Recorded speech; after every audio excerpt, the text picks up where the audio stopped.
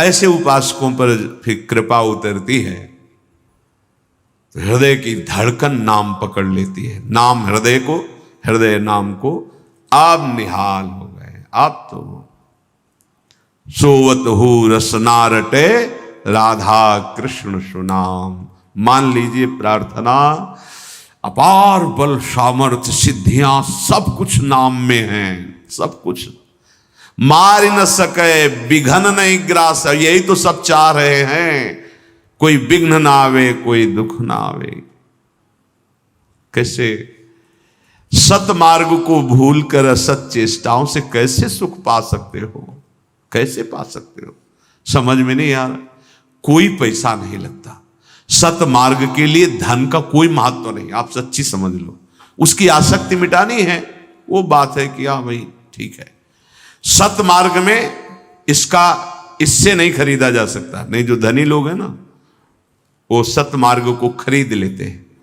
सतमार्ग चिंतन प्रधान होता है और उसमें धन की जरूरत नहीं। अब राधा राधा राधा, इसी से सब मिल जाएगा। क्या तुम्हारे ये, हमारे पास पैसा नहीं, हमारे पास ये नहीं, हमारे पास, तुम्हारे पास जब प्रभु आ जाएंगे तो क्या खाली रह जाएगा? महालक्ष्मी पड़ी रहेगी। आपको इच्छा नहीं होगी कि मुझे ये सांसारिक भोग, ब्रह्मादिक के भोग सब विषम लागत है, घर में पड़ी रहेंगी। जगत माता है, वैभव इतना आ जाएगा अगर आप चाहेंगे। पर नाम रूपी पहले धन कमाओ।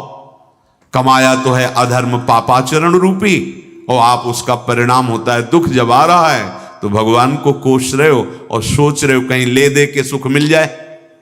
ऐसा है विचार। वो ऐसा समझते हैं कि तीर्थ में जाके ऐसा करेंगे, ऐसा तो हमारे पाप नष्ट हो जाएंगे, दुख नष्ट हो जाएगा, हमारी कामनाएं नहीं होगा। मान लो एकमात्र उपाय है जो तुम्हारे भाग्य का परिवर्तन कर सकता है, दुखों को मिटा सकता है, वो केवल नाम।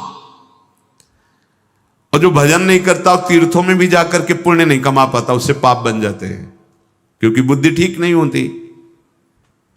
सोच विचार, सूरदास जी कह रहे हैं, ऐसे नहीं कह रहा हूं, खूब सोच विचार के कह रहा हूं।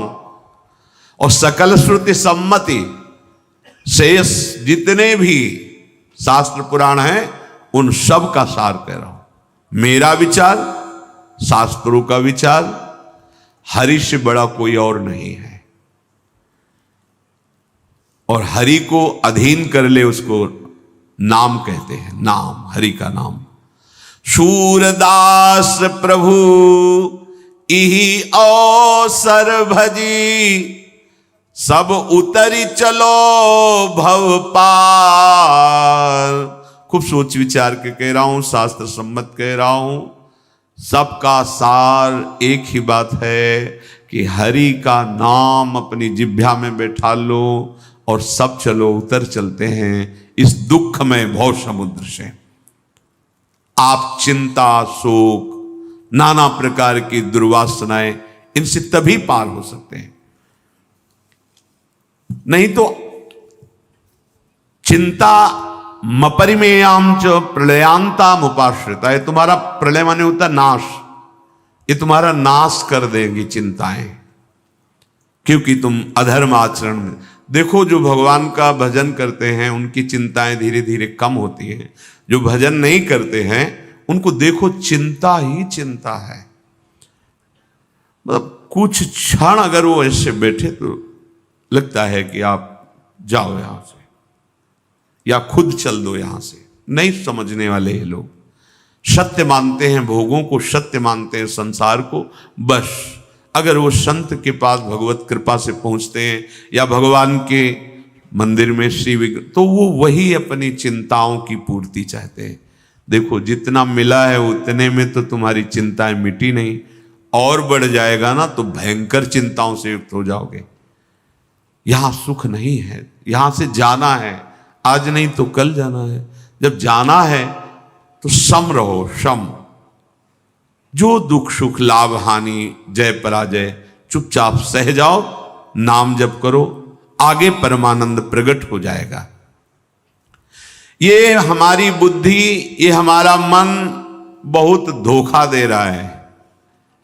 जब कोई भगवान के मार्ग में चलता है तो दो चीजें उसके सामने माया फेंकती है, भारी प्रतिकूलता और या भारी प्रलोभन। भगवान के मार्ग में प्रलोभन और प्रतिकूल, वो अंदर से देखती टूटेगा या किसमें। प्रलोभनों में तो टूटने में वाला दिखाई नहीं दे रहा, क्योंकि सब वैभव है, छोड़ के भजन में चल रहा है। तो विपरीतता, प्रतिकूलता, इसमें तो भागेगा। नचिकेता को जब उनके पिता ने उन्हीं के उत्सव में गौवें वो बांट रहे थे, पिता उनके ब्रह्म ऋषि थे, तो नचिकेता ने देखा दूध देने वाली बड़ी स्वस्थ गौवें वो तो गौशाला में रखे हुए हैं, और जो बहुत ही क्षीणकाय जिनमें दुग्ध भी नहीं, ऐसी गौवें दान कर। उनका पिताजी ये गौवें आप कैसे दान कर रहे हैं? गौशाला में तो बहुत सुंदर दुग्ध देने वाली गौवें, आप ब्रह्म ऋषियों को ऐसी गौवें दान कर रहे हो? नवीन अवस्था थी। पिताजी ने पहली बार समझाया कि जो मैं कर रहा हूं उस पर आप हस्तक्षेप मत करो, ये जितनी गौवें अच्छी रखी वो तुम्हारे लिए रखी। तो उन्होंने कहा कि ये उचित तो नहीं है, दान उस वस्तु का करना चाहिए जो सबसे अच्छी लगे। और यहां उल्टा होता है ना, जिसे हमने देखा है, वो जो सुपारी वगैरह दुकानों में रखते हैं, जनरल स्टोर कहते हैं, हाँ, उसमें जैसे गए वह सुपारी दे दो, नारियल दे दो, वो समझ जाते हैं सर। तो भगवान के लिए चाहिए, पूजा के लिए, हाँ, वो अलग रखी रहती है।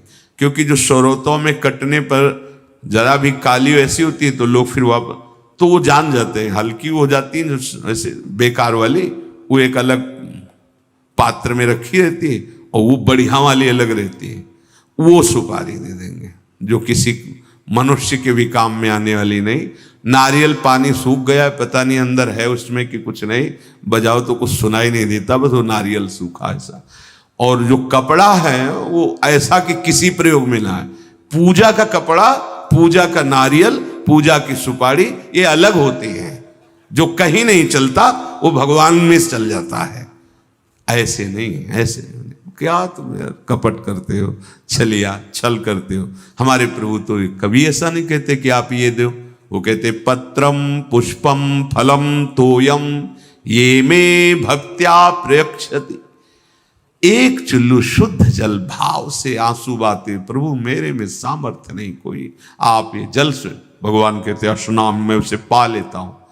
एक तुलसी दल, बढ़िया, एक फूल, बस आंसुओं से अभिषिक्त, हे नाथ मुझ गरीब के पास आपको रिझाने के लिए कुछ, एक कोई फल देखो।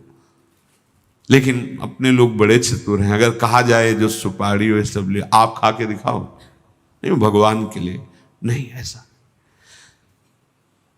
नचिकेता जी ने कहा ऐसा नहीं करना चाहिए, आप ब्रह्म ऋषि पिताश्री, ऐसी गायें जो किसी अब कार्य में नहीं आएंगी वो आप दान कर रहे हैं, और ये गायें मेरे लिए रख रहे हैं, तो मेरे को किसके लिए? बोले यमराज के लिए, जा यम को प्राप्त हो, अर्थात मृत्यु को प्राप्त हो। एकदम ऋषि थे आवेश में।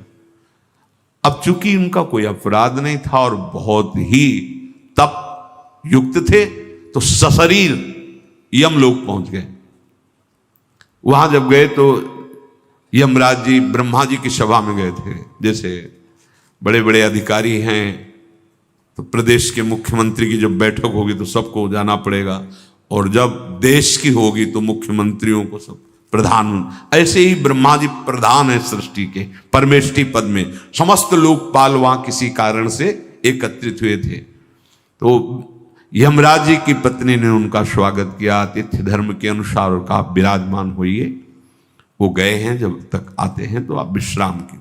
जब यमराज जी आए, नचिकेता जी का परिचय, अच्छा तो आपका क्या स्वागत करें, क्योंकि आप धर्मयुक्त होकर आए हुए हैं।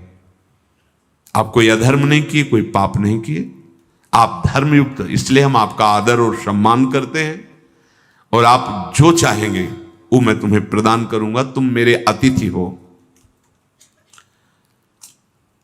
उन्होंने कहा कि हमने ऋषियों के मुख से सुना है आत्म तत्व का बोध बड़ा दुर्लभ है, मैं आत्मज्ञान प्राप्त करना चाहता हूं आपके द्वारा। वह नहीं नहीं नहीं, तुम इसकी तो बात भी मत करो। हां, तुम्हें अगर चाहिए तो मैं पृथ्वी का सम्राट पद, बहुत काल तक युवावस्था को प्राप्त होकर भोगों को भोगो, जो चाहोगे वो भोग सब तुम्हें प्राप्त हो जाएंगे, पर तुम ब्रह्मबोध की बात मत करो, आत्मविद्या की बात मत करो। तो उनका भगवान, मुझे संपूर्ण मृत्युलोक का सम्राट पद और भोग नहीं चाहिए। देख लो, सुनो, जब आप भगवत प्राप्ति के लिए चलोगे तो या प्रलोभन और या विपत्ति प्रतिकूलता भेजी जाएगी। नचिकेता ने कहा, आपसे हम एक और प्रश्न करते हैं। आप जो मुझे सम्राट पद और भोग देने की बात कह रहे हैं, यद्यपि आपकी बात नहीं काटनी चाहिए, तो आप क्या बताओ, अगर मैं स्वीकार कर लूं तो मैं तृप्त हो जाऊंगा? मेरी कोई कामना नहीं रह जाएगी? मैं कामना रहित हो जाऊंगा? तो बोले नहीं नहीं नहीं, ऐसा तो नहीं होगा। तुम जो चाहोगे तुम्हें भोग मिलेगा, पर तुम्हारी कामनाएं पूर्ण नहीं होंगी, तुम्हारे अंदर तृष्णा बढ़ जाएगी। तो फिर आप हमें भुलावे में क्यों डाल रहे?